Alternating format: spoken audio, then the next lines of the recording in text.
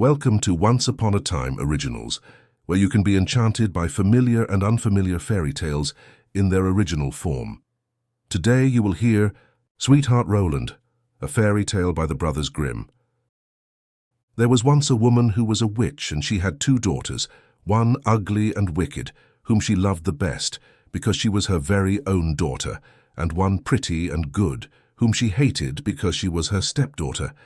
One day the stepdaughter put on a pretty apron, which the other daughter liked so much that she became envious, and said to her mother that she must and should have the apron. "Be content, my child," said the old woman. "Thou shalt have it. Thy stepsister has long deserved death, and tonight, while she is asleep, I shall come and cut off her head. Take care to lie at the farthest side of the bed, and push her to the outside." And it would have been all over with the poor girl, if she had not been standing in a corner near and heard it all. She did not dare to go outside the door the whole day long, and when bedtime came, the other one got into bed first so as to lie on the farthest side.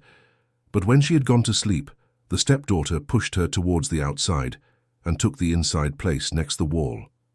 In the night, the old woman came sneaking. In her right hand she held an axe, and with her left she felt for the one who was lying outside. And then she heaved up the axe with both hands and hewed the head off her only daughter. When she had gone away, the other girl got up and went to her sweetheart's, who was called Roland, and knocked at his door. When he came to her, she said, "Listen, dear Roland, we must flee away in all haste. My stepmother meant to put me to death, but she has killed her only child instead. When the day breaks and she sees what she has done, we are lost."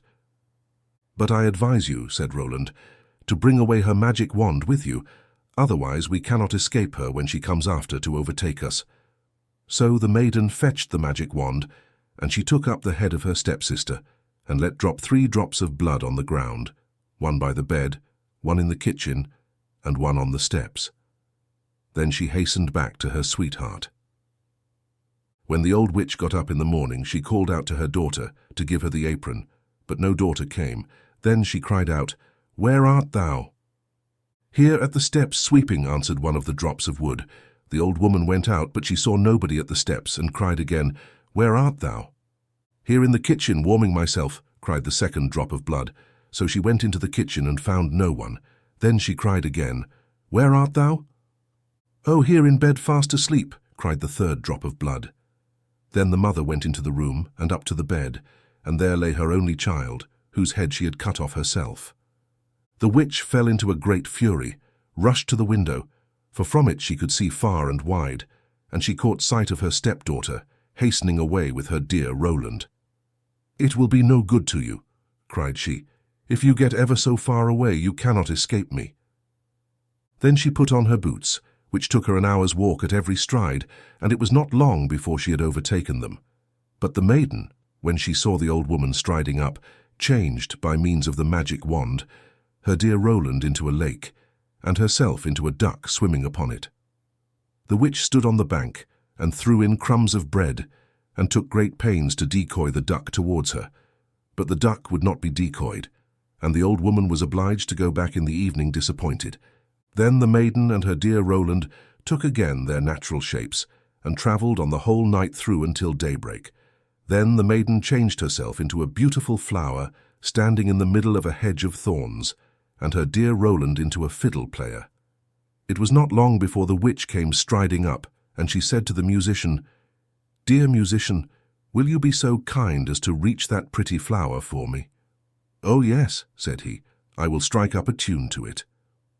Then as she crept quickly up to the hedge to break off the flower, for she knew well who it was, he began to play, and whether she liked it or not, she was obliged to dance, for there was magic in the tune.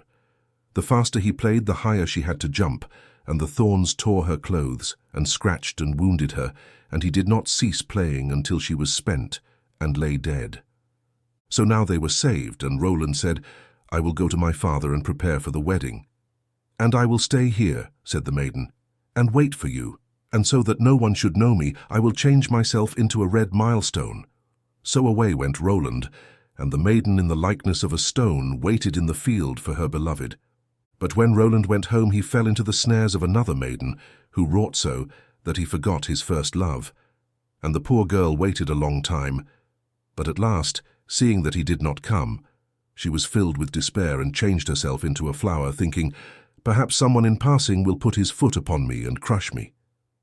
But it happened that a shepherd, tending his flock, saw the flower, and as it was so beautiful, he gathered it, took it home with him, and put it in his chest. From that time everything went wonderfully well in the shepherd's house. When he got up in the morning, all the work was already done. The room was swept, the tables and benches rubbed, fire kindled on the hearth, and water ready drawn. And when he came home in the middle of the day, the table was laid and a good meal spread upon it. He could not understand how it was done, for he never saw anybody in his house, and it was too little for anybody to hide in. The good serving pleased him well, but in the end he became uneasy, and went to a wise woman to take counsel of her. The wise woman said, "There is magic in it. Get up early some morning, and if you hear something moving in the room, be it what it may, throw a white cloth over it and the charm will be broken." The shepherd did as she told him, and the next morning at daybreak he saw the chest open and the flower come out. Then he jumped up quickly and threw a white cloth over it. So the spell was broken, and a lovely maiden stood before him, and she told him that she had been the flower, and had until now cared for his household matters. She told him all that had happened to her, and she pleased him so much that he asked her to marry him, but she answered no, because she still remained true to her dear Roland, though he had forsaken her. But she promised not to leave the shepherd, but to go on taking care of his house. Now the time came when Roland's wedding was to be held, and there was an old custom in that country that all the girls should be present and should sing in honor of the bride and bridegroom. The faithful maiden, when she knew this, was so sorrowful that she felt as if her heart would break, and she would not go until the others came and fetched her. And when her turn came to sing, she slipped behind, so that she stood alone, and so began to sing.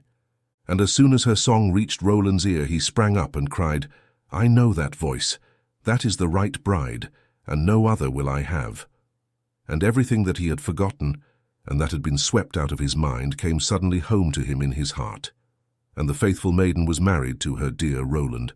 Her sorrow came to an end, and her joy began. If you liked the story in its original version, don't forget to subscribe to the channel, hit the bell, and leave a like.